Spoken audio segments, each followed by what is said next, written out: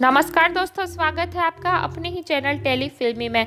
ज़ी5 ने अपनी upcoming film का अनाउंसमेंट कर दिया है। जी हाँ दोस्तों, तो आज हम बात करेंगे ज़ी5 की अपकमिंग फिल्म 36 फार्म हाउस के बारे में। डिस्कस करेंगे उसकी सारी अपडेट्स को लेकर। तो बात करेंगे हम उसकी स्टोरी, स्टारकास्ट, रिलीज डेट और ट्रेलर के बारे में। 36 फार्म हाउस, जो कि Hindi language suspense comedy drama film होने वाली है, उसे डायरेक्ट किया है राम रमेश शर्मा ने और उसे प्रोड्यूस किया है सुभाष घाई ने। आगे हम बात करेंगे उसकी स्टोरी की। स्टोरी काफ़ी ज़्यादा यूनिक कंसेप्ट पर बेस्ड होने वाली है।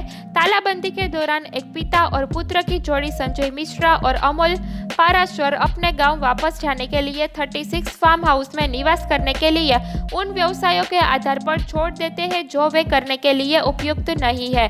तेजी से हिट करने के लिए कुछ समय बाद उन्हें पता चलता है कि मालिक विजयराज और उनका अलग हो गया विस्तारीय परिवार कुछ खतरनाक रहस्यों को छुपा रहा है जो सभी परिवार की वसीयत से जुड़े हैं।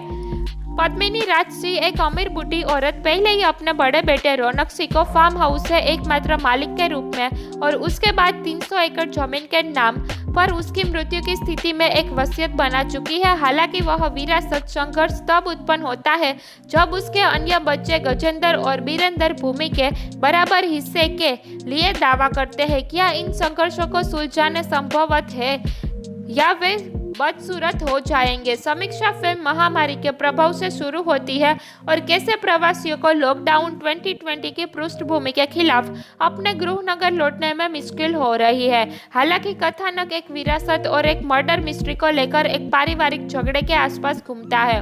गंभीर खतरे में श्री पद्मिनी राजसी परिवार की कुलीन अपने बड़े बेटे रौनक के साथ मुंबई के बाहरी इलाके में एक भव्य हवेली में है।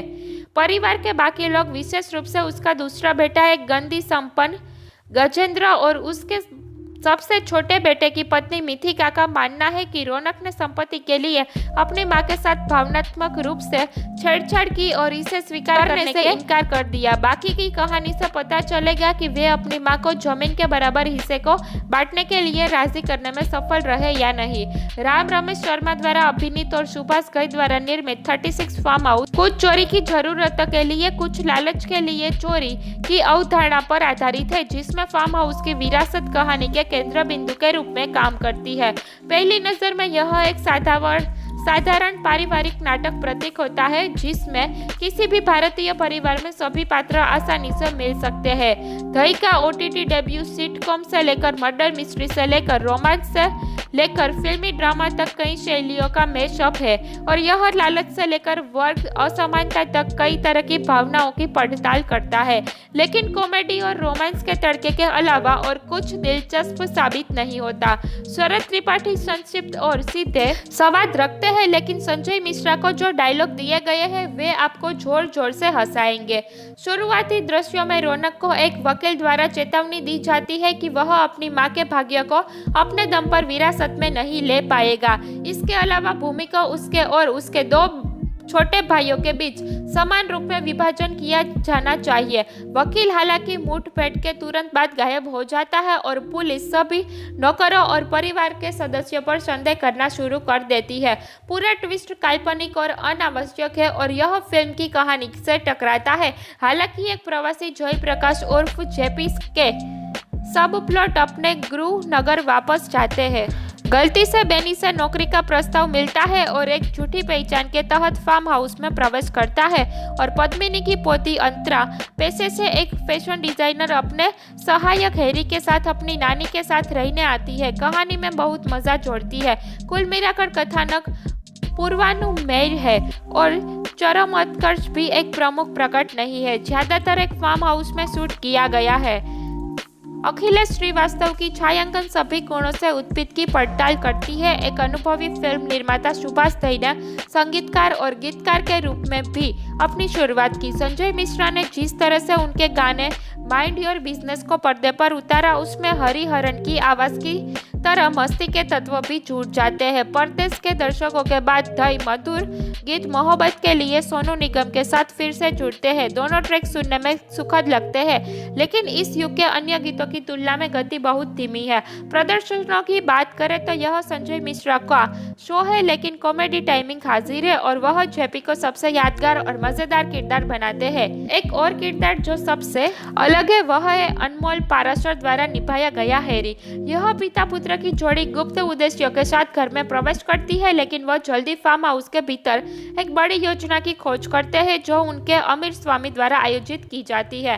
माधुरी भाटिया ने नानी उर्फ पद्मिनी राजसी के अपने चरित्र में एक ईमानदार प्रदर्शन दिया है, जो पारिवारिक की कुल पिता है, जो चाहती है कि उसका परिवार उससे उसके पैसे से ज्यादा प्यार करे। रौनक के रूप में विजयराज कायल है, एक असफल व्यवसायी और शादी के साथ एक ट्रैक दिमाग और अपने जीवन के पुनर्निर्माण के लिए अपनी मां के समर्थन की जरूरत है। अंतरा जो अपनी नानी से स्नेह खोज रही है, बरखा सिंह ने बखूबी निभाया है। हैरी के साथ उनकी ऑन स्क्रीन केमिस्ट्री प्यारी है। अश्विनी कालसेकर का बेनी का चित्रण कोई नई बात नहीं है, क्योंकि उन्होंने अतीत में इसी तरह की भूमिकाएं की है, निभाने में अपनी क्षमता दिखाई है। हालांकि राहुल सिक्की गजेंद्र और फ्लोरा सैनी की मिथिका की सीमित भूमिकाएं हैं, वे दोनों कथा को आगे बढ़ाने में योगदान करते हैं। कुल मिलाकर सुभाष घई ने 107 मिनट लंबी लोभ, वर्ग असमानता, पारिवारिक विवाद और रोमांस पर धीरे धीरे की गई सामाजिक भाष्य आधा अधूरा प्रयास प्रतीत होता है। दूसरी ओर संजय मिश्रा की विलक्षणता इसे एक हल्की और आकर्षण घड़ी बनाती है। आगे हम बात करेंगे उसकी स्टार कास्ट की। उसकी स्टार कास्ट में हमें विजयराज, माधुरी भाटिया, संजय मिश्रा, अमोल पराशर, अश्विनी कालसेकर, बरखा सिंह, फ्लोरा सैनी, राहुल सिंह, प्रदीप बाजपेयी और लीजा सिंह देखने को मिल जाएंगी। आगे हम बात करेंगे उसकी रिलीज डेट की। तो दोस्तों ये हमें 23 जनवरी 2022 को ZEE5 पर देखने को मिल गया है। तो फ्रेंड्स, ऐसे ही वीडियो देखने के लिए अगर आपने मेरी चैनल को सब्सक्राइब नहीं किया है तो कर दीजिए, ताकि मुझे ऐसे ही वीडियो बनाने के लिए मोटिवेशन मिलता रहे। Please like, share and subscribe my channel, press the bell icon for more updates. मिलते हैं अगले वीडियो में, तब तक के लिए टेक केयर, बाय बाय।